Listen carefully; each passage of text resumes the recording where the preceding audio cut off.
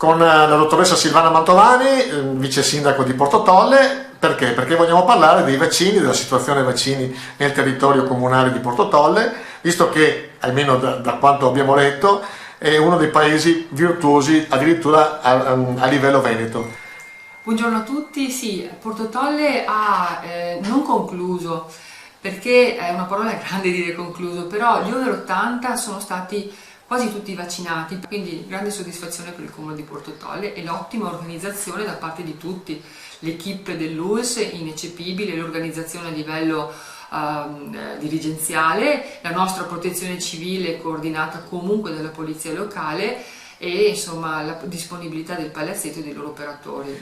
Per quanto riguarda tutta la rete di lavoro e di volontariato che c'è stata in questa tornata, soprattutto all'inizio siamo stati molto supportati anche da Auser Anteas.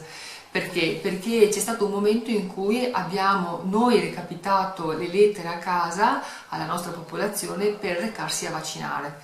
E quindi anche qua, oltre appunto, come ho già detto, la polizia locale e la protezione civile, Auser Anteas ci ha supportato anche in questa situazione. Ecco, le volevo chiedere, primo se avete riscontrato nelle persone vaccinate degli effetti collaterali e in seconda battuta che tipo di vaccini avete usato in particolare o in prevalenza? Sì, allora per gli over 80 siamo partiti con il Pfizer e c'erano a disposizione all'inizio anche degli AstraZeneca. Per gli anziani è sempre stato fatto Pfizer. In queste ultime giornate però, a seconda delle condizioni fisiche della persona, è stata fatta anche AstraZeneca. E quindi effetti collaterali non ce ne sono stati? Che mi risulti no. Allora, martedì 7 abbiamo iniziato a vaccinare le persone dai 70 ai 79 anni.